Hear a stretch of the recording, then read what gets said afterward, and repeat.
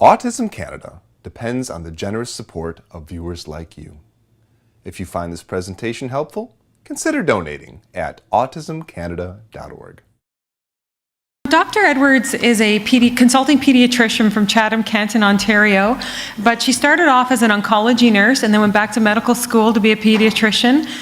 She's the proud mother of 2 boys and 1 diagnosed on the spectrum, so she's what I call a mama bear, just like all of us other parents out in the audience, and she wanted to leave no stone unturned in helping her son reach his potential. And through the years, she has left no stone unturned, and her son is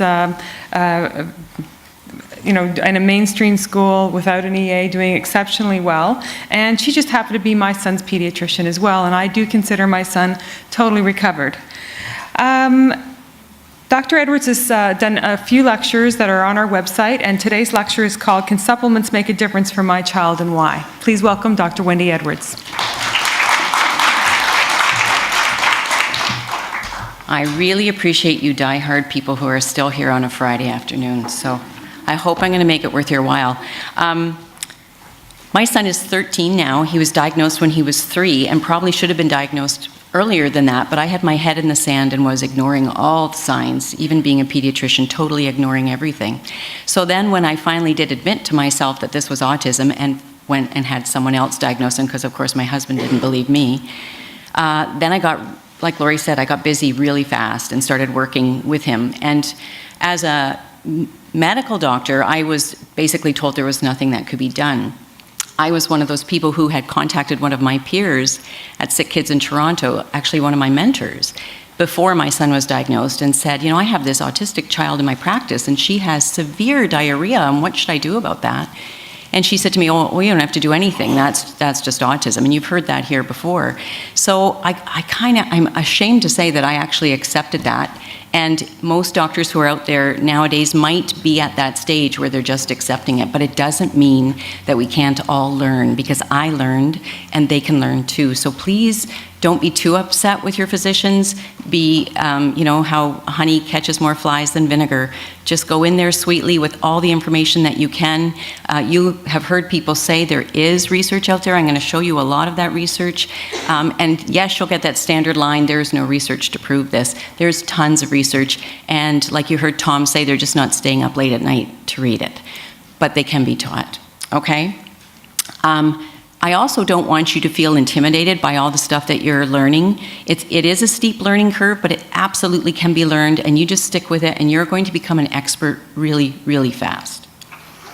Okay, so let's get going. Oops, that didn't work. That's what I did. Okay, it worked. When I started giving my son supplements, I wasn't sure what to do at all. And this is kind of a picture of the mess of supplements I had in my house, and some I'd use for a week and some I'd use for a month. And I'm sure I gave him things that weren't necessary, but I also know that I gave him things that were very valuable and helped him. I added things, I subtracted things over the years. Every time I thought I gained some more knowledge, I'd come to a conference, I'd read an article, I might change things a little bit. The other part is that I knew my son really, really well, and therefore I started choosing things that I thought would be good for him and the patient that he was, and we're going to talk a little bit more about that later. What I'm trying to stress here are really 2 main points, and this is the first point. You're very likely never going to find just one magic supplement that does it. It's highly unlikely, although it has happened on some occasions, but it's highly unlikely that one particular thing is going to be the be-all and end-all for your child. In fact, many of the supplements that we use actually work synergistically, so you need more than one. Please don't go down that road of guilt, thinking that you haven't found the perfect thing yet that's going to help your child.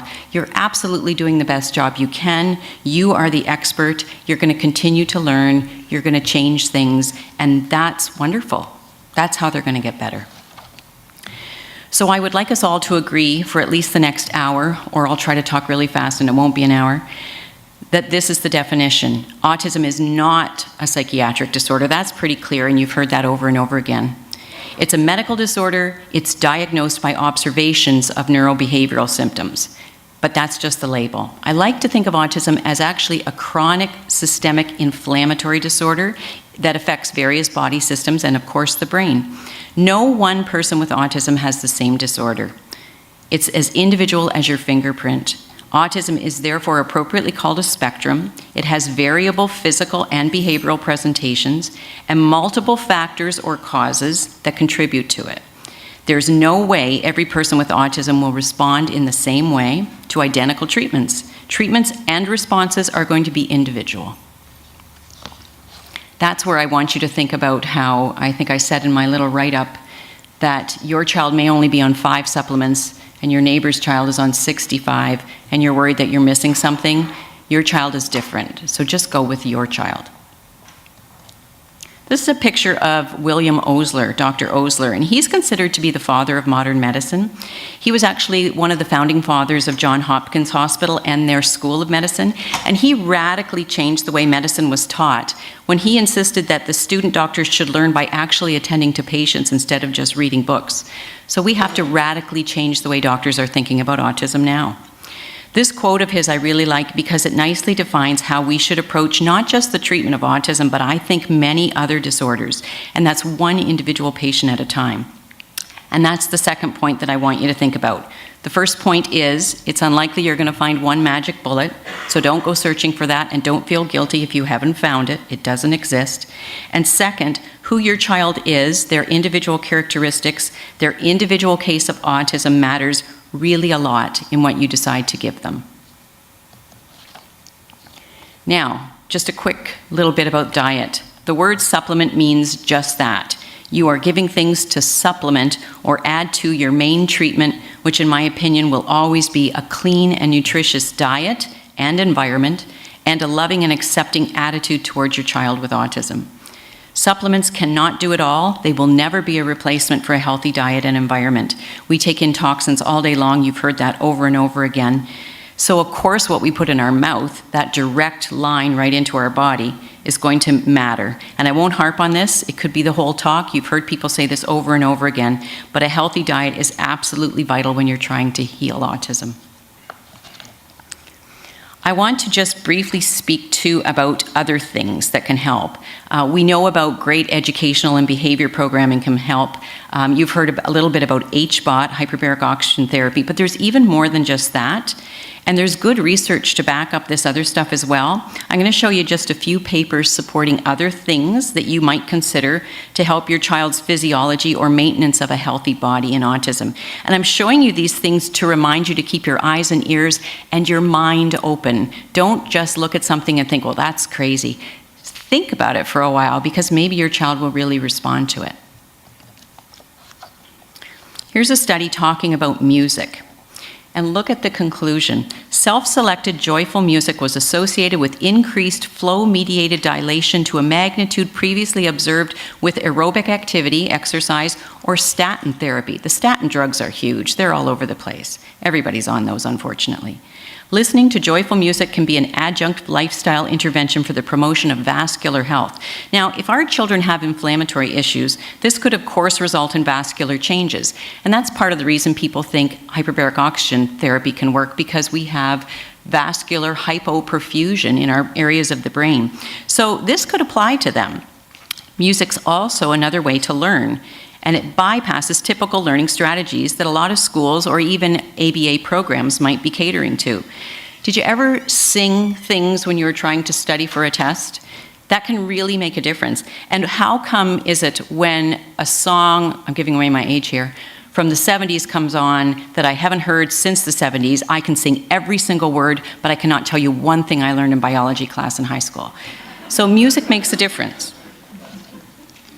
Here's another one, how positive emotions build physical health. Participants were randomly assigned to an intervention group that self-generated positive emotions with a loving kindness meditation, or to a waiting list control group. Participants in the intervention group increased in positive emotions relative to those in the control group. Results suggest that positive emotions, positive social connections, and physical health actually influence one another in a self-sustaining upward spiral. So positive social networks, friends, a family that loves and accepts the person the way they are, results in positive emotions and positive physical states. And finally, I want you to look at how important happy memories are and how we can evoke them.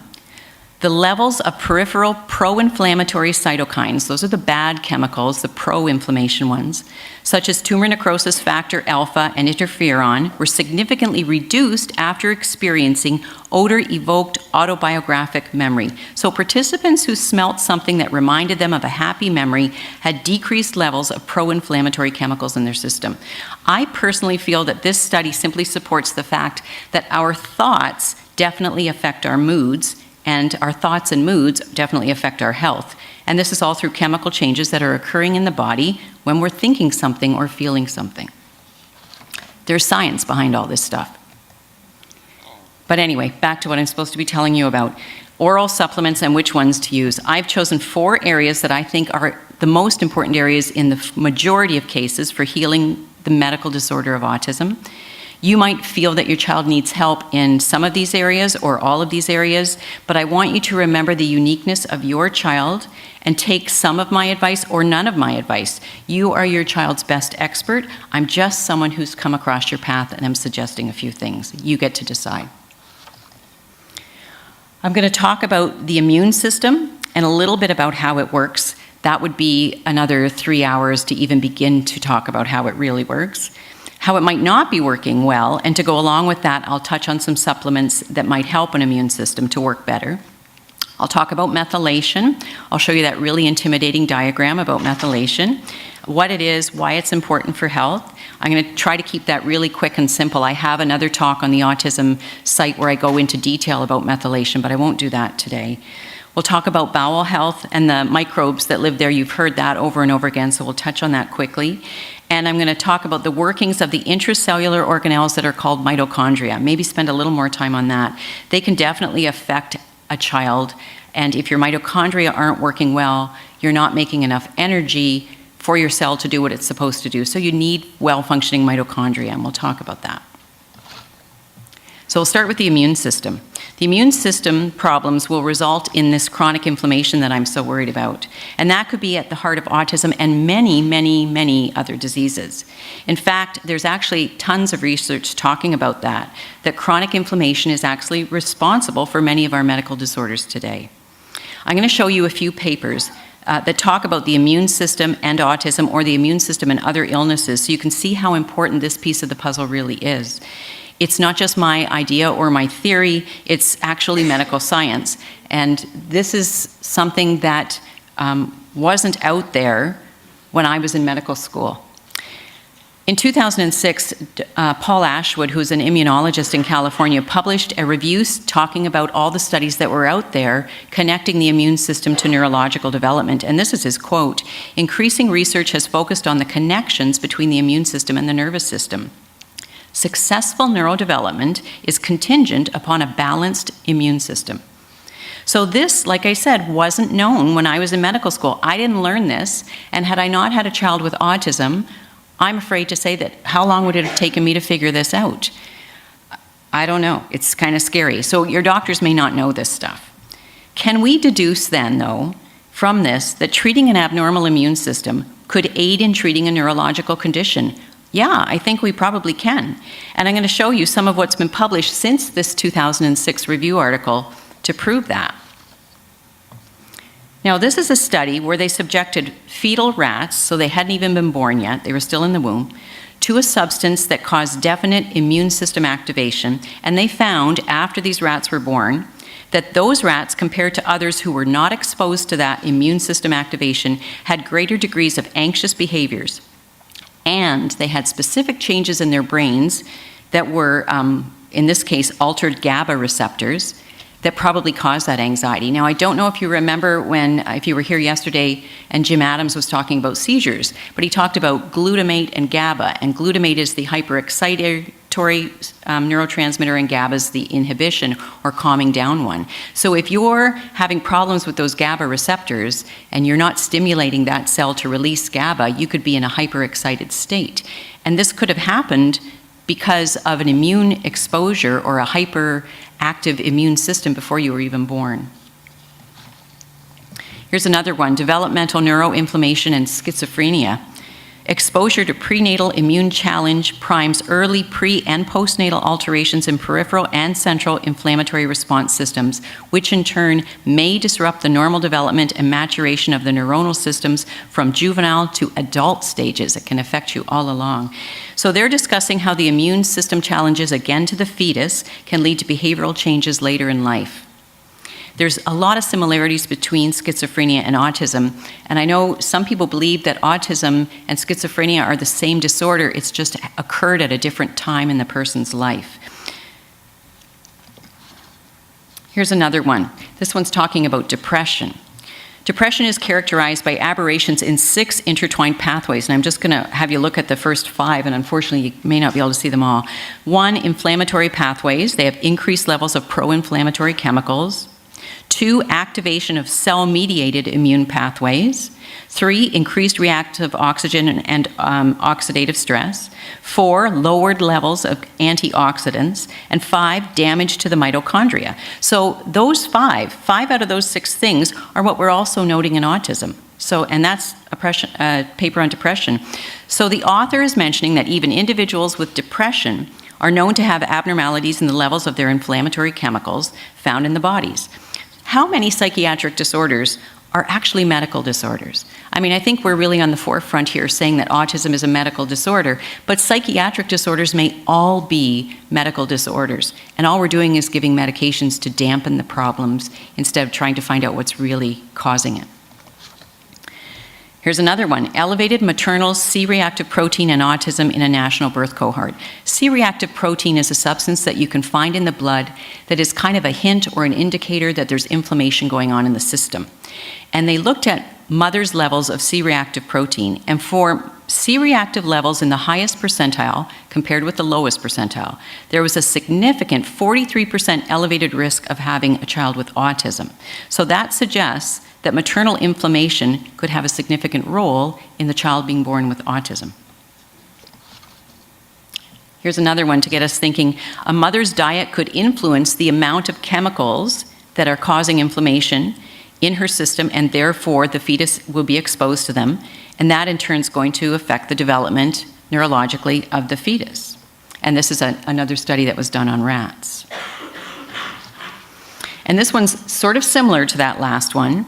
Maternal obesity and a poor diet, which will lead to inflammation, therefore can lead to poor neurological development of the baby, both in utero and for years afterwards. It's not like once you're out of that womb, the damage hasn't been done and doesn't continue and continue.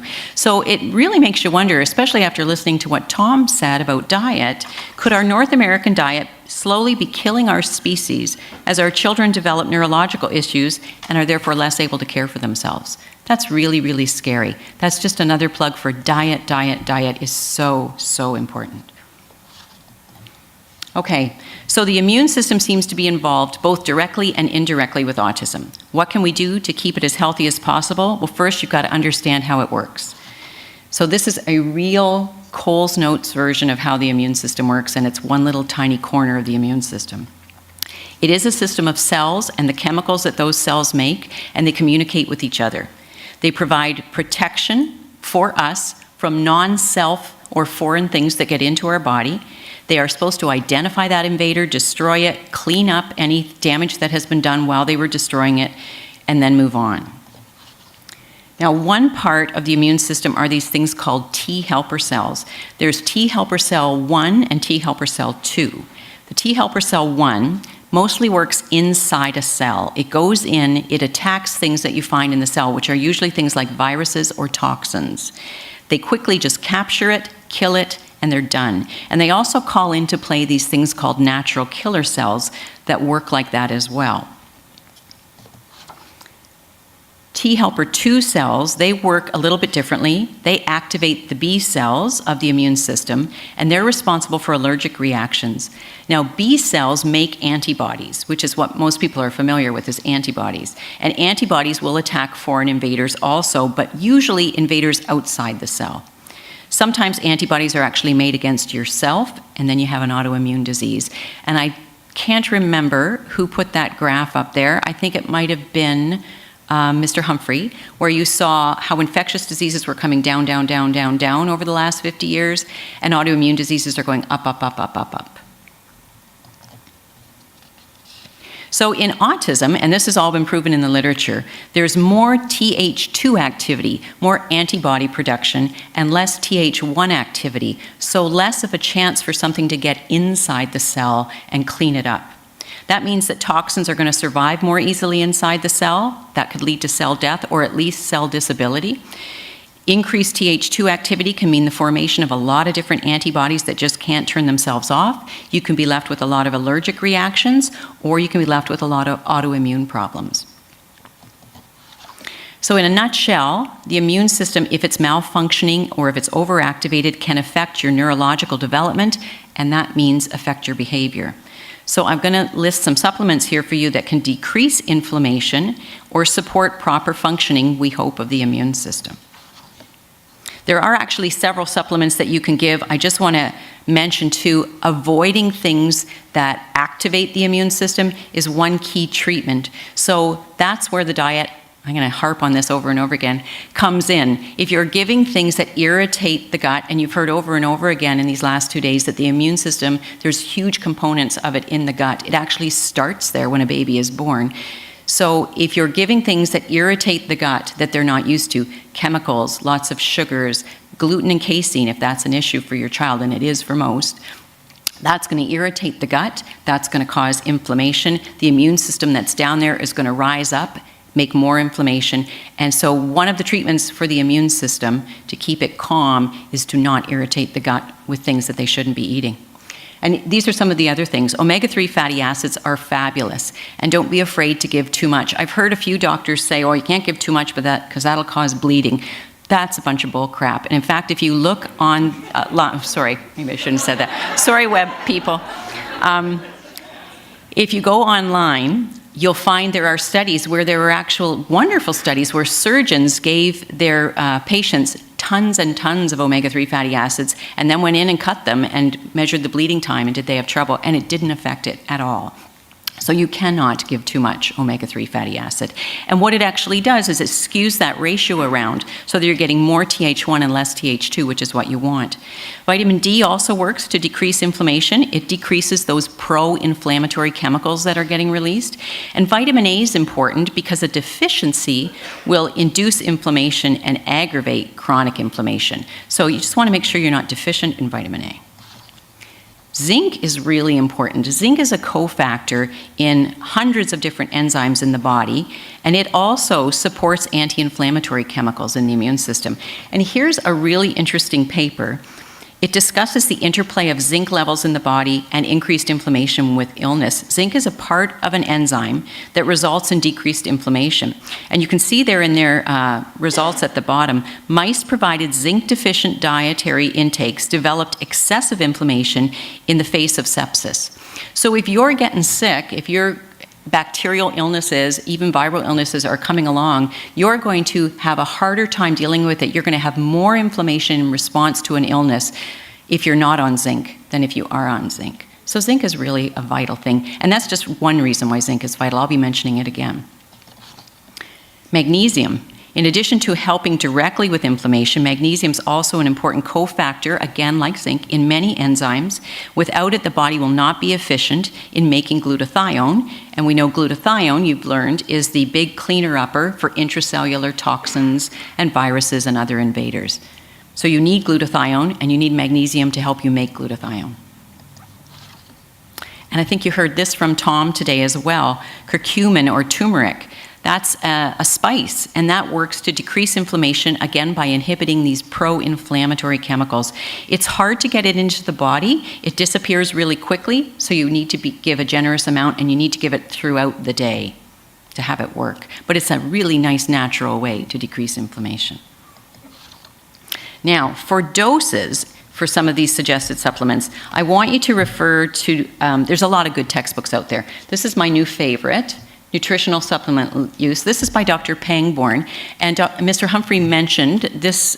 Dr. Pangborn was one of the pillars, along with Bernie Rimland, of helping get the DAN movement going. And he's written a really lovely book here. He explains things in way more detail than I'm going to be explaining them. He talks about doses. You can refer over and over again to this book. And he does mention, and I want to mention here, I'll just say it once, but it's really important to start with one thing at a time. It's really important to start low and work up. If something goes wrong, if your child reacts, you can start to think about it, okay, it's got something to do with this supplement. You may want to stop it, or you may recognize, oh, okay, if it's that, maybe I need to add this. He suggests things like this in here. So it's just don't go willy-nilly and put 10 things in and then take 10 things out. And don't give up when something doesn't work right away. You may have to increase it. So you're increasing little bits, little bits. Make changes every 4 to 7 days. Take things away if you don't think they're doing anything every 4 to 7 days. And you're going to be able to pick up patterns in your child. Oh, you know what? I think that was doing something, because the only thing on my little chart here that I took away was the omega-3s. My gosh, they were helping. I didn't realize it. Okay, so that's the immune system. Now we're going to talk about methylation abnormalities. This is everybody's favorite part. Not really. The biochemistry of methylation is occurring inside every cell of your body. It's vitally important for the production of proteins, neurotransmitters, any other product that your cell is supposed to be making needs to be methylated. And methylation means moving a methyl group or transferring energy. It's also important to understand methylation because it affects genes. If a gene is methylated, then it remains turned off.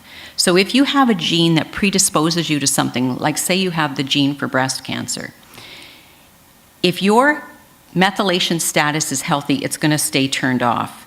But if you acquire a lot of stress, and stress can be infectious stress, toxic stress, even physiological stress, a lot of cortisol in your body because you're really stressed, that'll disturb your methylation pathway, and your gene might get turned on, and that could be the development of breast cancer or whatever your risk was. It's one example of how your environment affects your genes. In other words, a person is not always doomed due to their genes, but you've heard the expression that genes are the loaded gun and environment pulls the trigger. That's the connection there. Now, even though I'm not going to be talking about genes, I do want you to understand the importance of environment on gene expression. And I want to quickly read to you from this excellent book about autism written by Dr. Herbert. And she again was mentioned by Mr. Humphrey as one of the top 10 important people in autism today. She is an amazing woman, and this book is an amazing book. And I think it was one of the books that was offered out front. Yeah, okay, it's great.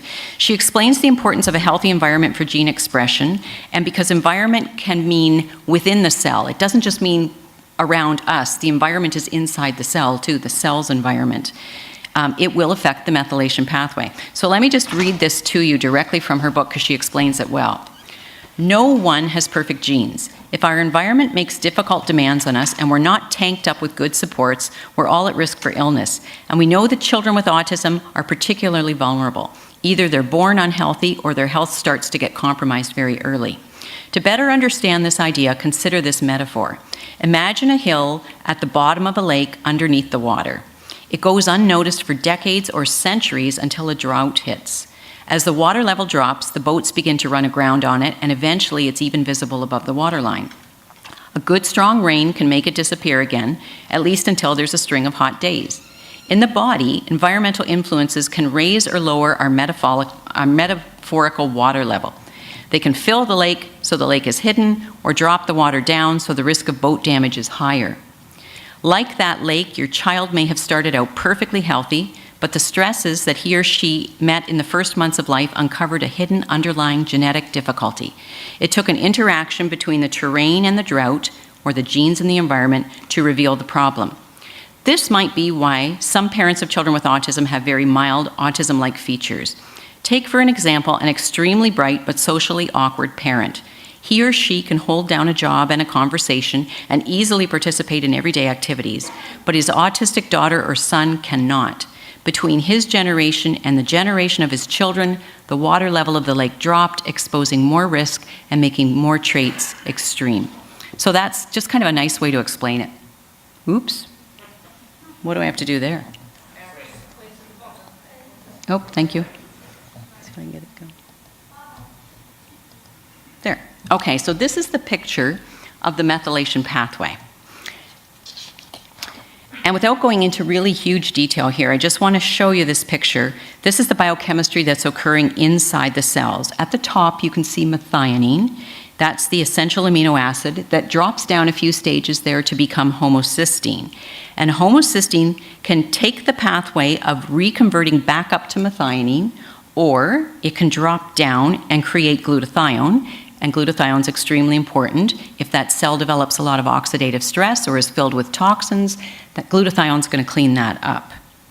Sometimes, to fix the pathway, you need to consider fixing malfunctioning enzymes, and those yellow circles are various enzymes along that pathway. Or sometimes you need to try to increase the glutathione because the glutathione is really low, and so the cell is just sitting there practically dead from oxidative stress. Or sometimes you can try to increase helpers that run that pathway. So here's another kind of visualization of the top part of that pathway, which is actually the methylation part. And in red, you can see some things that we know are helpers in the smooth functioning of the pathway. If any of these things were missing or were compromised due to enzyme problems or stress on the cell, then the pathway is going to jam up in that area. And that's a really, really simplified version of how to say that. Now there's the bottom half, homocysteine going down to glutathione, and again you can see marked in red some of these helper molecules.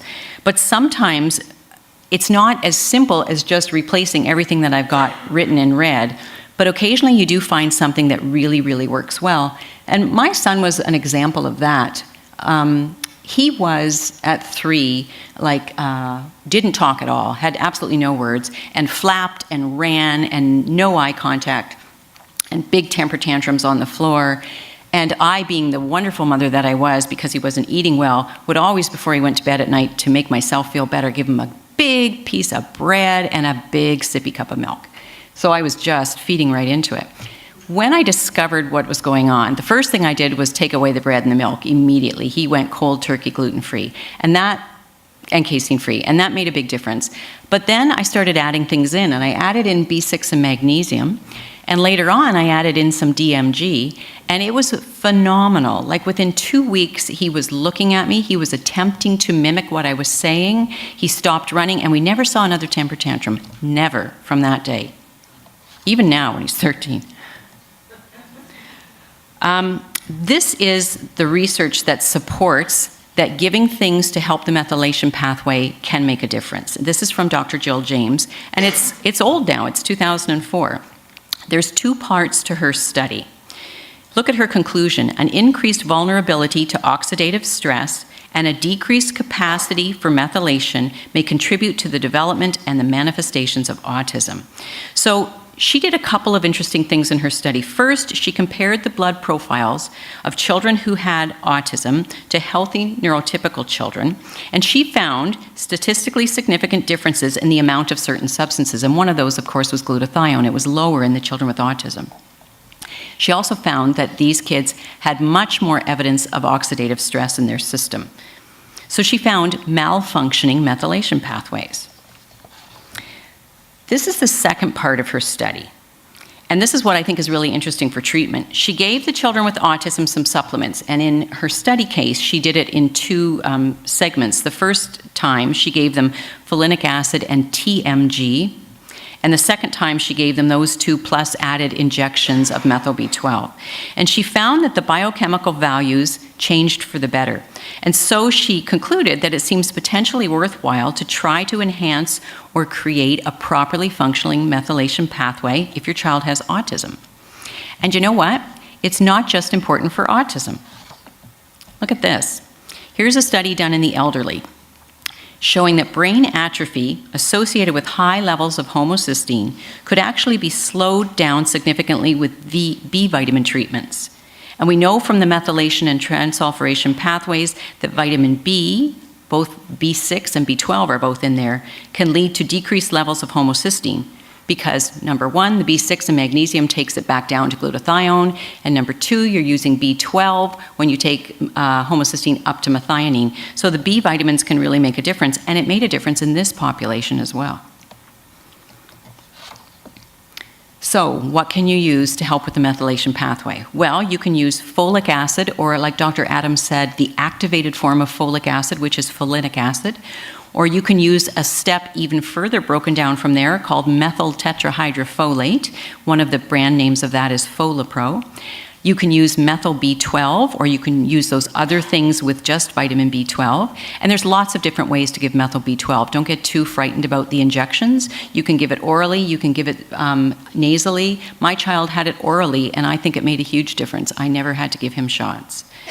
These supplements are actually supplying a methyl group to help convert that homocysteine back to methionine. You need a methyl group with the homocysteine. You need a methyl group, you need that vitamin B12, you need a functioning enzyme, you need homocysteine. They all join together, then they separate out differently, and you're left with methionine.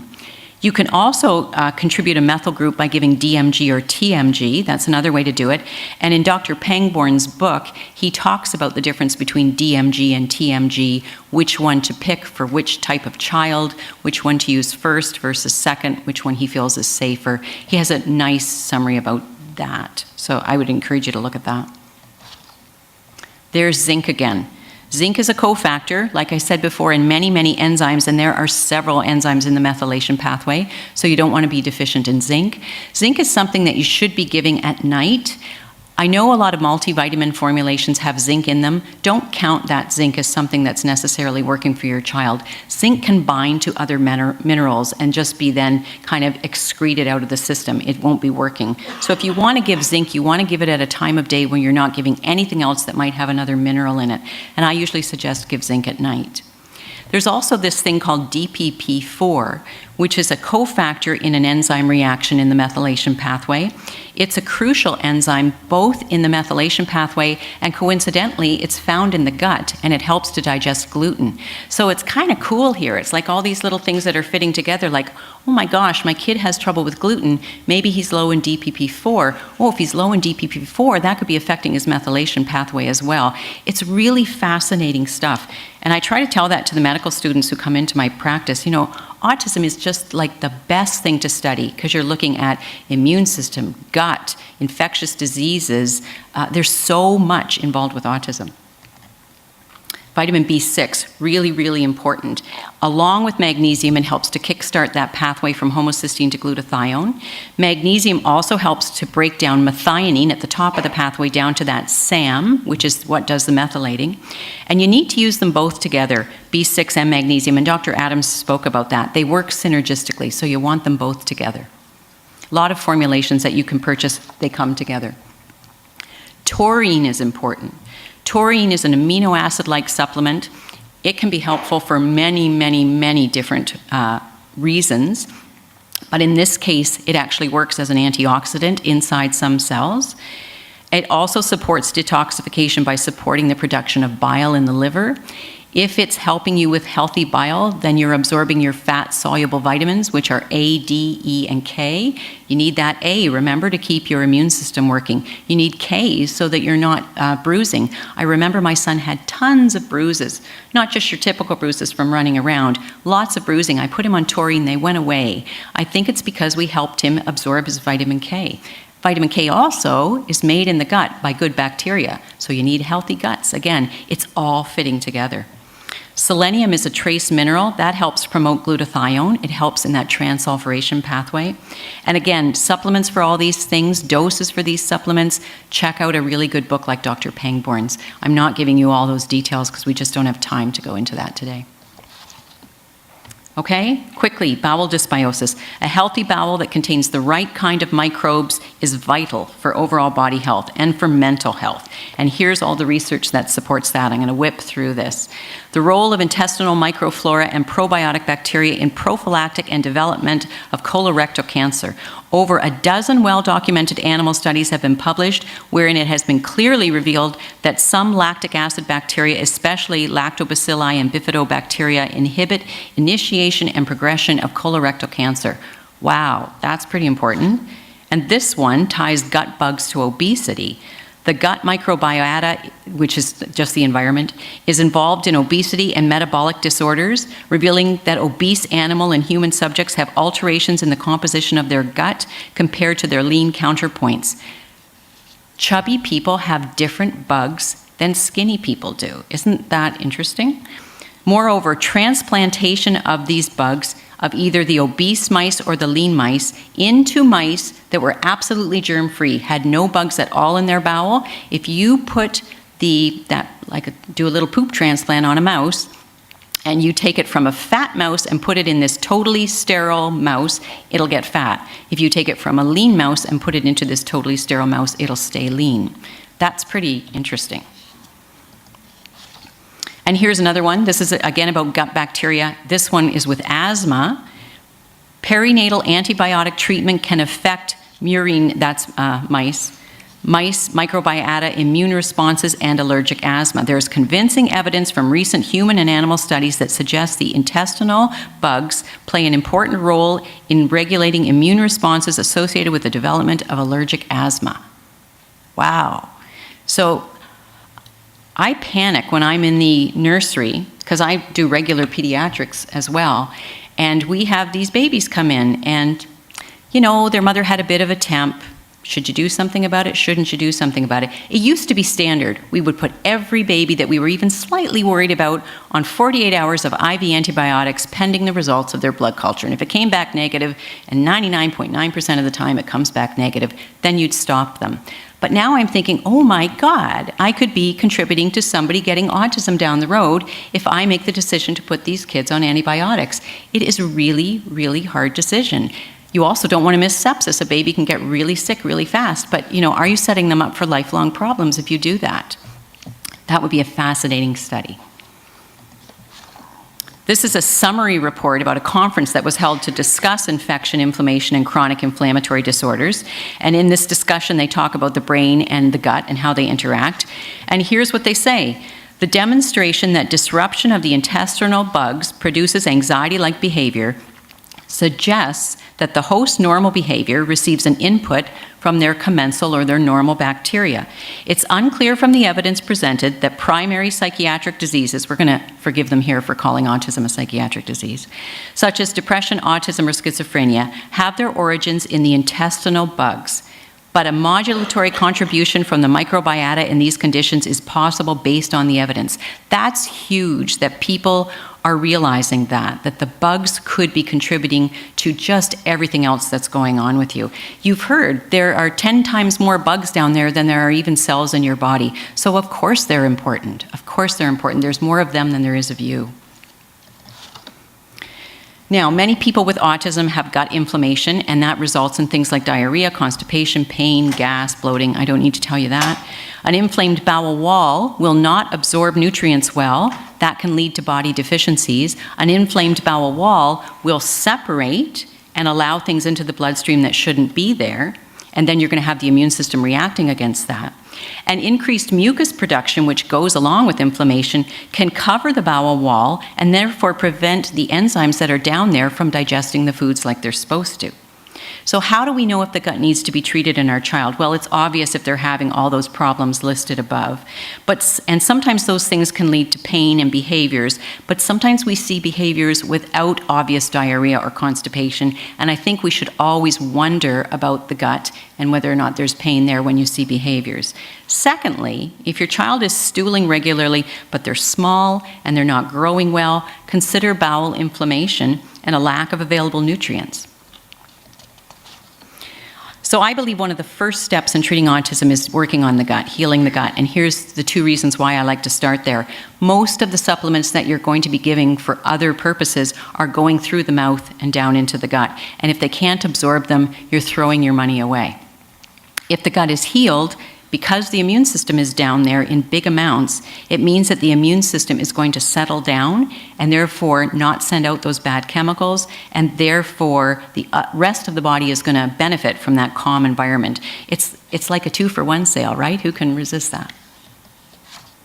So treatment of the gut involves this: removing what shouldn't be there, replacing what should be there, and avoiding what's going to aggravate the situation. So removing, you want to remove yeasts or bad bacteria that shouldn't be there.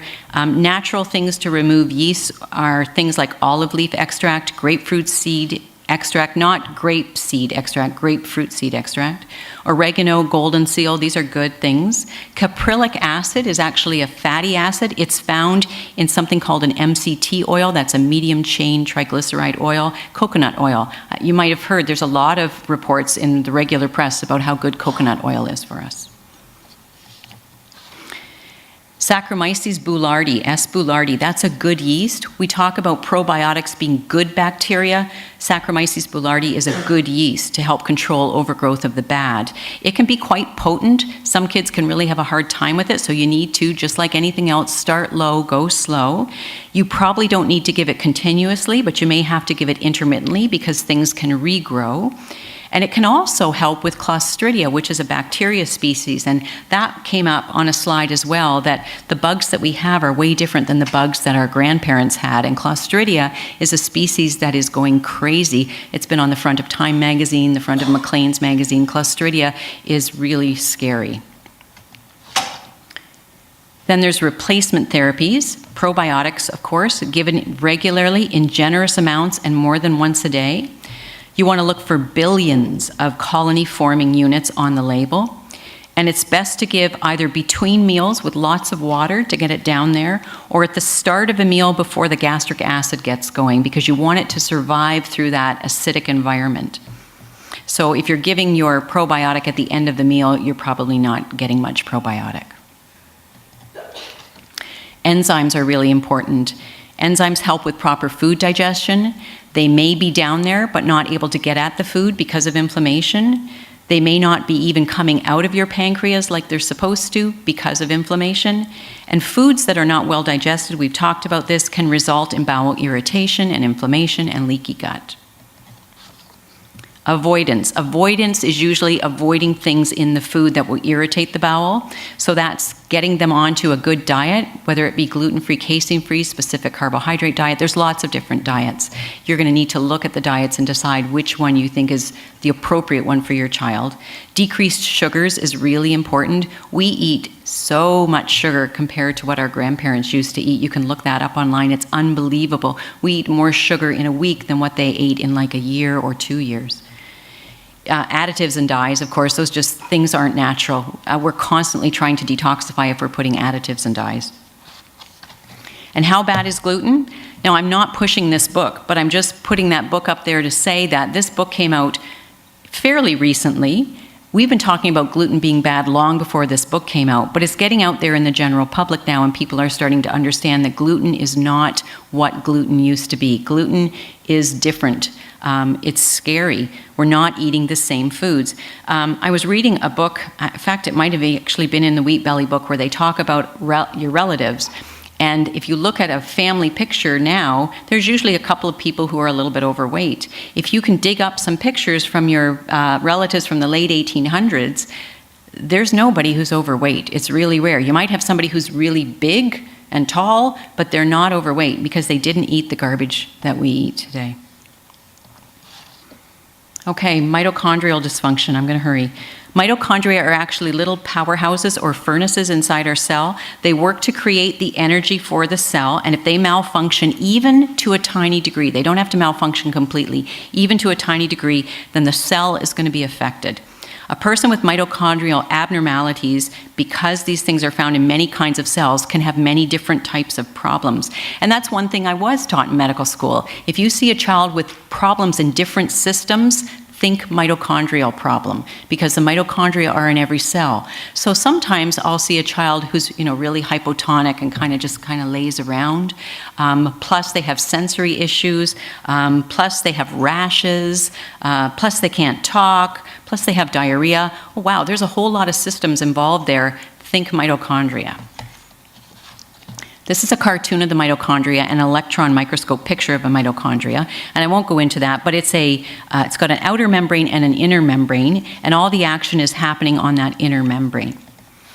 And here's the picture of this inner membrane and what's going on, and this is called the electron transport chain inside this mitochondria. So when you get fats or sugars,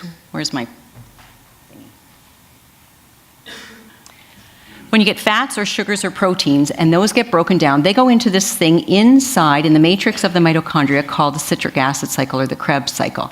And that will create a little bit of ATP energy. So that's great, but it just creates a little bit. So the body is brilliant, and it takes some of the other products from this citric acid cycle, specifically, you can't see all of that, but it's supposed to be NADH and FADH. And it feeds them into NADH into complex 1 and FADH into complex 2. And then those two things go through coenzyme Q10 and into complex 3 and then into complex 4. Now, and these are electrons going from 1 to 2 to 3 to 4. That's why it's called the electron transport chain. It's transporting it. While that's going on, hydrogen ions are getting pumped out here into this outside space. And eventually you have so many hydrogen ions here, and hardly any here, they come flooding back through there, grade 8 science, to even it out. And when they come flooding through there, you create a whole bunch of ATP. Like 34 units of ATP compared to 2 that you would have made there. So this is how your cell makes energy. If you just counted on the breakdown of the proteins and the fats and the sugars, you wouldn't get very much energy. You gotta go through this to get all your energy. So if a lot of systems are malfunctioning, there's probably something going wrong in there. So how can you support the mitochondria? And this isn't necessarily a mitochondrial disease, just think it's a mitochondrial disorder. A lot of times physicians will say to you, well, you know, we did all the special blood tests and urine tests, we did organic acids and amino acids, and there was nothing wrong. That, if it was a mitochondrial disease, those tests would be wrong, and you would so know it. Your child would be extremely, extremely ill. Children don't often survive really severe mitochondrial diseases. But we're not talking about a disease, we're talking about a little bit of a disorder in there. So you can provide coenzyme Q10 to help the mitochondria function. This is something that my father had a mild heart attack. Being a father of a doctor, he called me 3 days later and said that he had, you know, his arm was hurting and he had the chest pain. It was like 3 days later. I said, you know, get to the hospital and let's find out if it was a heart attack. And it was a heart attack. So we put him on CoQ10 to try to support energy production in his cardiac muscle. He went to his family doctor. The family doctor wants to put him on what every doctor does, statins and all these things, which actually make things worse. But you didn't hear me say that. But he said, I'm on CoQ10. Why are you on that? My daughter put my on it. Oh, that's a bunch of crap. 4 years later, when medicine had caught up with that, he went back to his family doctor for a regular checkup, and he says, I'm going to put you on CoQ10. He says, I'm already on that. You are? Why are you on that? Well, I told you I went on that 4 years ago after my heart attack. Well, how did you know to go on that? So, you know, this stuff comes out, and this is well known now that CoQ10 can be really valuable for us. So that's something that you could be giving your child that certainly won't hurt and might help. You can also provide carnitine, and Dr. Adams talked about this. Carnitine promotes fat absorption into the mitochondria, into that Krebs cycle. The sugars can get in, the proteins can pretty much get in, but the fats can't get in unless you have carnitine transporting it in there.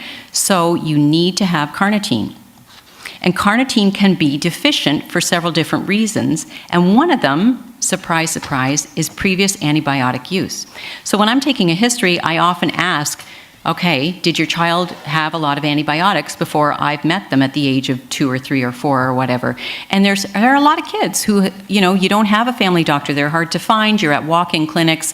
Those guys aren't going to see your kid again. So here's a prescription for amoxicillin, or here's a prescription for C-chlor or something to get your kids on an antibiotic, because maybe that's not a viral ear infection. Maybe that's a bacterial infection. So some of these kids are on tons of antibiotics. And here's the paper supporting this statement. Therapeutic use of a cephalosporin antibiotic, which is like a C-chlor, a beta-lactam antibiotic, very popular antibiotics, we use those a lot, in humans is associated with carnitine deficiency. A potential mechanism for the development might be competition between the antibiotic and the carnitine for renal reabsorption. So that's pretty scary. We could be causing, again, by giving antibiotics to our children, not just problems in their gut, but now we're maybe depleting them of carnitine so their mitochondria aren't going to work well. Carnitine can also be deficient due to genetic problems. That's a possibility.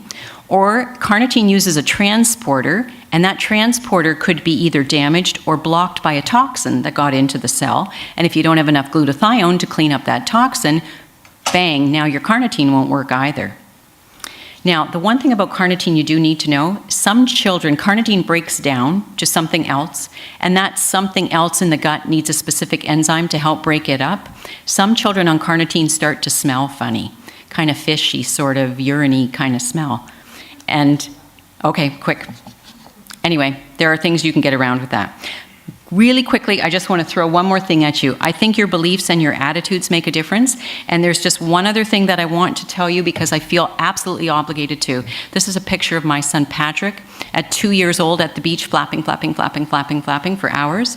I have absolutely no doubt that biomedical supplements did help him, but I also feel strongly that the Sunrise program paid a huge difference in his recovery, and it would be wrong for me not to tell you about that because I think I need to tell you everything. Sunrise was created by 2 parents back in the 70s for their son who was autistic, and they were told to institutionalize him. He is now 40 years old and a teacher at their Sunrise program and doing very well. I'll skip by that. They have research supporting their program. That's what that was. Here's his something off of his webpage. Autism Speaks put out this thing at the bottom about this big button we were supposed to wear about are we scared yet about the rates. This is the difference between Sunrise and other programs. They try to keep us thinking positively, so we're encouraging health in our kids. Nope, I'm not scared yet. I don't find children with autism scary. I don't find autism scary. Is it important and helpful to highlight the increasing rates? Yes. Is it important to help them? Absolutely. Do we have to scare ourselves in order to do this? No. I think that's really important, and that's the kind of message that I got and how I was taught through the Sunrise program, and it made all the difference in my child. So I'm going to leave you with this quote because I think you need to remember there is always more you can learn and always more you can do, and there is always hope. Like Laurie said, no such thing as false hope, always hope. Thank you.